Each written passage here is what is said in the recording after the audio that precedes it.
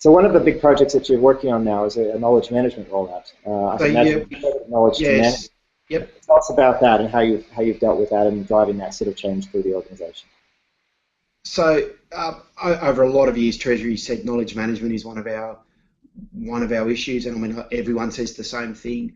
And I think we've tried to attack it a number of times and solve problems, but for me it was this kind of classic conundrum of we were trying to solve something a number of layers up the stack without solving the issues that sit below it in the stack. So you can't have good knowledge management if you don't have good information management, and you can't have good information management if you don't have appropriate systems that support good information management. And so we've tried to tackle these issues really and failed dismally because it's always let down by the things that sit below it. So what we've done here is understand what we need for our information management and how to deal with that more effectively.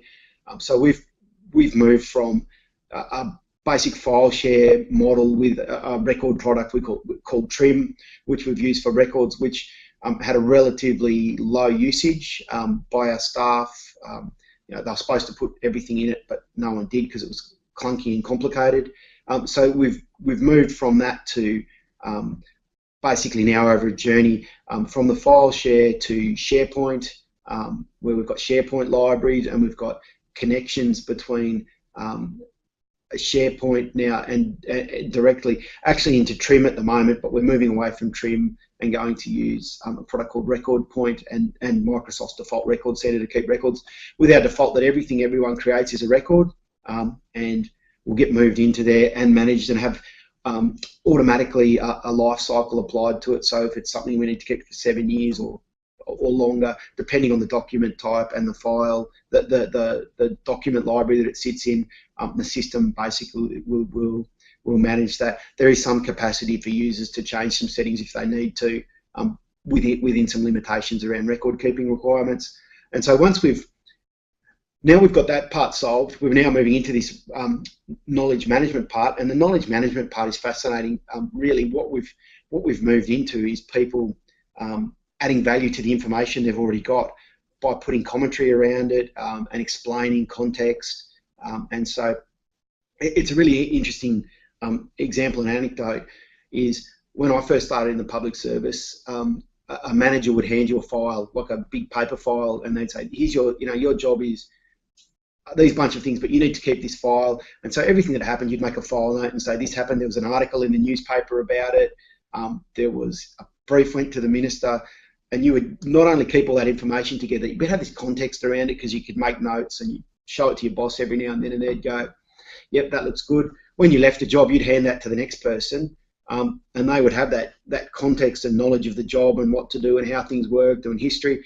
And of course, when we then moved into the more electronic document space, these things just got fragmented and sat in file shares all over the place, and no one kept any context. So you'd leave a job and no one would know where anything was. Aside from some law firms and places where they work slightly differently, but the general practice was that was kind of just really difficult. And if you found an old document that was relevant, you were lucky through a search. So what we've moved to now is with this technology, you can have a wiki sitting in SharePoint where someone can have notes about, say, an interesting example in Treasury is bank reforms. So there's all these documents, ministers, briefs, news releases, and there's a wiki that just details them all. And so people can understand the context. It's chronological. They can cut it up different ways to search it, but it's a really nice resource. So anyone who comes into that area reads that, and basically that's their induction. They have a really good handle on what's going on in banking reform. So, a simple example, but we're doing more and more of that. So if someone's doing a particular job and builds a model in a particular way, they document it. People can come and look at it and understand why they did what they did and why they might have changed some variables. So using kind of pretty simple tools, we're starting to build much more knowledge. The interesting part is the tools are great, but it's cultural, of course, and getting people to do that and think that that's valuable. And we've got the tools now, and we're building the case for it.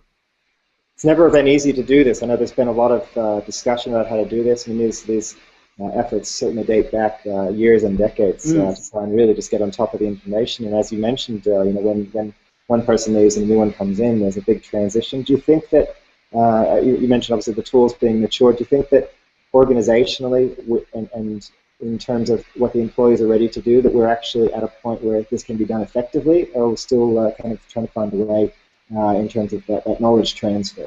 Yeah, look, I think we're at a really nice convergence where I think the tools have matured to the right space and people have matured to the right space. And not everyone, there's always going to be recalcitrants in organisations who don't want to do the extra little bit where they document what they do. They want to keep it in their head. Sometimes because I think organisationally we've set people up for that because that's their value proposition. What they know is their value to the organisation. So there's something in it for them to keep hold of that tightly.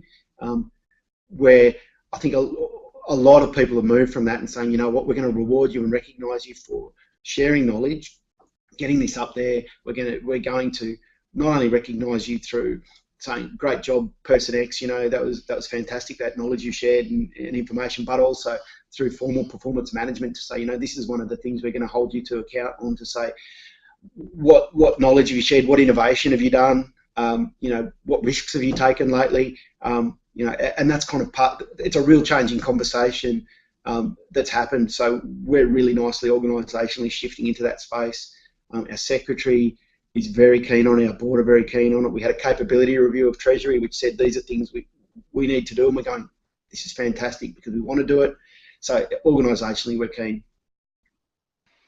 Well, that's half the battle, as any CIO certainly knows all too well. One of the other areas, which is probably very similar, has been this shift towards CRM and trying to get a bit more of a customer focus. How is the idea of a customer translated in terms of what Treasury does, and how have you, I guess, worked on that cultural aspect of it and getting people to do that new way?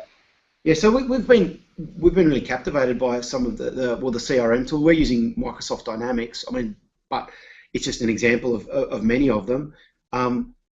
For us, that's worked well because it integrates nicely with our various other systems. And part of CRM and one of the value propositions for us is the nice integration into other tools like Outlook.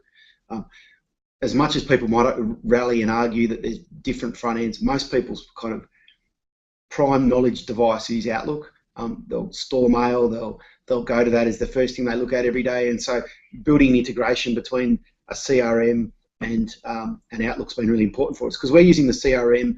Microsoft really call it now an XRM because you can stick anything you want in. We really use it for stakeholder management and workflow, and so they're our two kind of prime uses for it. So we've just redeveloped the government's foreign investment management system and used CRM to drive that system. We've got an IntelliDocs form front end to it, but the CRM behind it basically, someone registers for foreign investment purchase in real estate primarily where we get a high volume. The processes kick off, very nice dashboards are built, workflows done, so things are getting done really more effectively than they were in manual processes or even with our old systems which were a bit manual.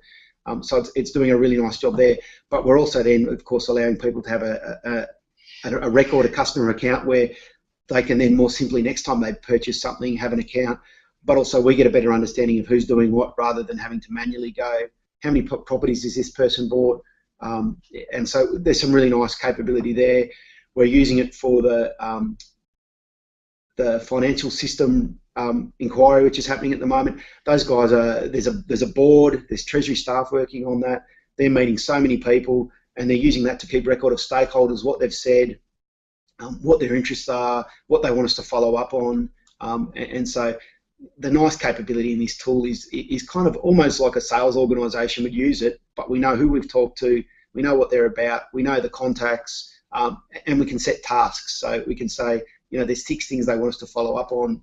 It goes into the system and we set tasks. So we really like it, and we can see just more and more capacity. We'd love to roll it out across Treasury and then have this capacity where people can enter engagement they might have with stakeholders in it. So for example, someone then next goes in to meet company X and they say, I see that we've been talking to them about revenue issues, and you can have a much more informed, much more educated conversation with someone because of that. So we're looking at how we roll that out more broadly across the department, kind of as our next phase. But in terms of some really nice examples of particulars, it's been really good. I think it's a fantastic tool. The workflow capabilities of it are excellent, but the knowledge capture, which we just haven't done in the past, it's just been a yawning gap for us, has been unbelievable.